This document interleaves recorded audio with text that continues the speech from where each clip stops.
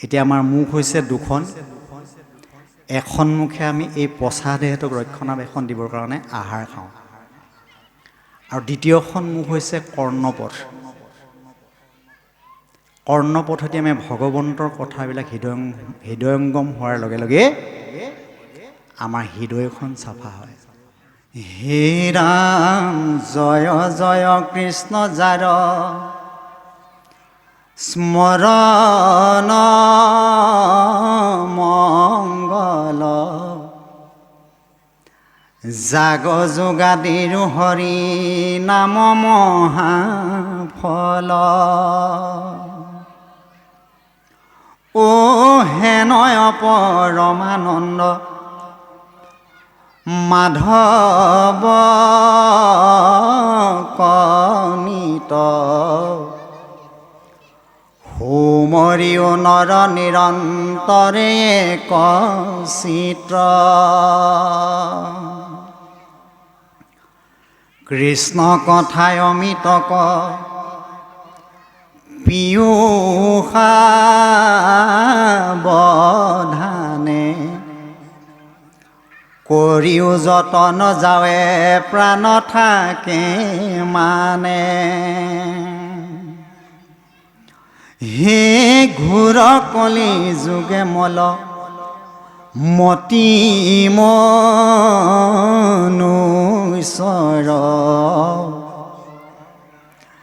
নাহিয়ান ধৰ্ম হৰি কীৰ্তন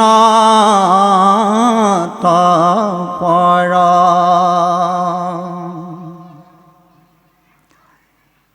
এই শৰীৰত আছে কলি কীট যত দুখ,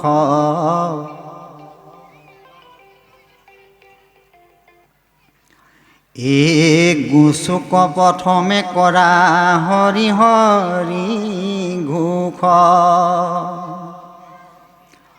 ও কৃষ্ণৰ চৰণে কৰি অশেষ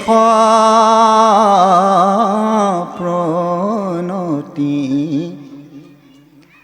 ই অচৈতৰ কিংকৰ শংকৰণী গদতি। বাৰু কৃষ্ণ, এয়া হৈছে মংগলাচৰণ, মংগলযোগ আচৰণ। আমি যেতিয়া যিকোনো এটা অনুষ্ঠান আৰম্ভ কৰোঁ, ও হৰি ও ৰামেৰে আৰম্ভ কৰোঁ। ও হৰি বুলি কোৱাৰ লগে লগে আমাৰ পাপবিলাক হৰণ হৈ যায়, আৰু ও ৰাম বুলি কোৱাৰ লগে লগে আমাৰ আত্মাত ভগৱন্ত ৰমণ হৈ যায়। সেইকাৰণে প্ৰতিটো স্কন্ধৰ আৰম্ভণিতে মংগলাচৰণে আৰম্ভ কৰিছে। এইটো হৈছে শংকৰ গুৰুজনাৰ নিজা লিখনি। এতিয়া সুন্দৰকৈ ইয়াত উল্লেখ কৰিছে যে হেনয় পৰমানন্দ মাধৱ কনিত, হোমৰিও নৰ নিৰন্তৰে এক চিত্ত। এতিয়া সেইজন পৰমপুৰুষ ভগৱন্তক আমাক একচিত্তে পূজা সেৱা নমস্কাৰ কৰিবলৈ কৈছে। কৃষ্ণ কথা অমিতক পীয়ূষা বধানে, কৰিও যতন যাৱে প্ৰাণ থাকে মানে। এতিয়া কৃষ্ণ কথা আমি অমিথম পান কৰিব লাগে। এতিয়া আমাৰ মুখ হৈছে দুখন, এখন মুখে আমি এই পচা দেহটোক ৰক্ষণাবেক্ষণ দিবৰ কাৰণে আহাৰ খাওঁ, আৰু দ্বিতীয়খন মুখ হৈছে কৰ্ণপথ। কৰ্ণপথেদি আমি ভগৱন্তৰ কথাবিলাক হৃদয়ংগম হোৱাৰ লগে লগে আমাৰ হৃদয়খন চাফা হয়। সেইকাৰণে মাধৱ পুৰুষে ঘোষাত সুন্দৰকৈ উল্লেখ কৰিছে, হে কৰ্ণপথে ভকতৰ হিয়াত প্ৰৱেশী হৰি, দুৰ্বাসনা হৰে সমস্তৰ, জলৰ যতে কমল, যেহেন শৰত কালে, স্বভাৱতে হুঁয় নিৰ্মল। এতিয়া ভগৱন্ত প্ৰৱেশ কৰিব কৰ্ণপথে ভকতৰ হিয়াত প্ৰৱেশী হৰি দুৰ্বাসনা হৰে সমস্তৰ।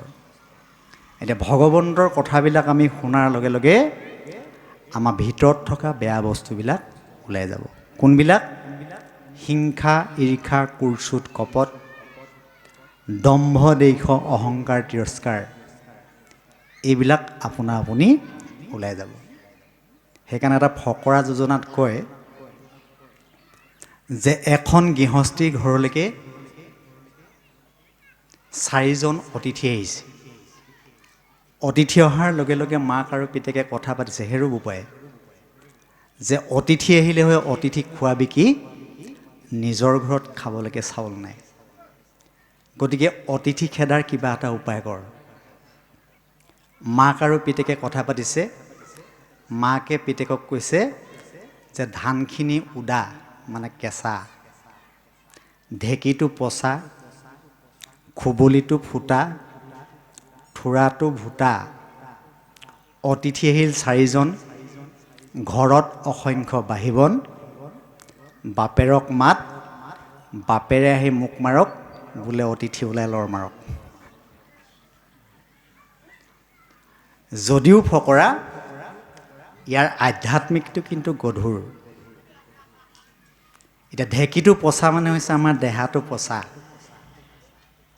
খুবলিটো ফুটা। ভগৱন্তৰ কথা শুনি আছোঁ, আমাৰ বহুতৰ কিন্তু এই কথাবিলাক গৈ ঘৰ নাপায়গৈ আৰু।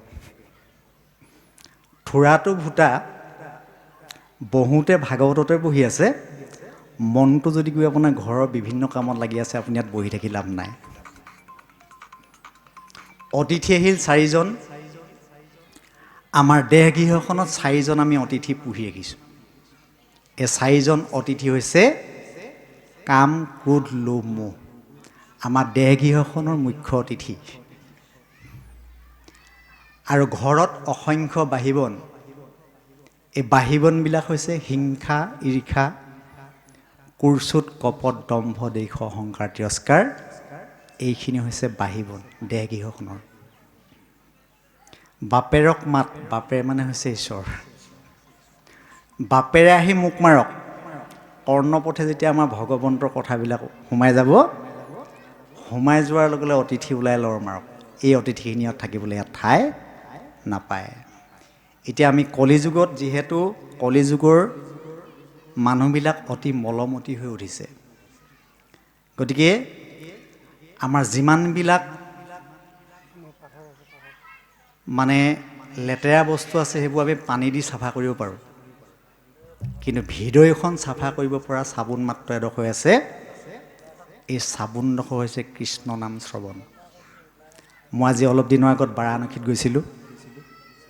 তাত এটা গীতত শুনিছিলোঁ, শব্দকেইটা অতি সহজ, কিন্তু তাত গাইছে, জামা কাপোৰ ময়লা হ'লে ধুয়ে কৰোঁ নিস্তাৰি, ঘৰ বাৰী পুৰণা হ'লে লগাওঁ যে মন মিস্ত্ৰী, মনৰ মলি হৈলে গুচুধু কৃষ্ণ নাম শ্ৰৱণে, কৃষ্ণ নাম শ্ৰৱণে। এতিয়া আমাৰ কাপোৰ কানি যদি লেতেৰা হয়, চাবোন চাৰ্ফ আৰু পানী ব্যৱহাৰ কৰি তাক চাফা কৰোঁ। ঘৰ দুৱাৰবিলাক যদি ভাগি যায়, মিস্ত্ৰী লগাই ৰিপেয়াৰিং কৰোঁ।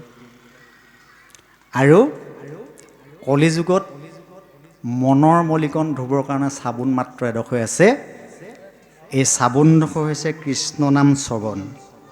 কৃষ্ণ নাম শ্ৰৱণৰ বাহিৰে আমি মনৰ মলিকণ ধুব পৰা চাবোন নাই। সেইকাৰণে শংকৰ গুৰু, মাধৱ পুৰুষ দুইজনে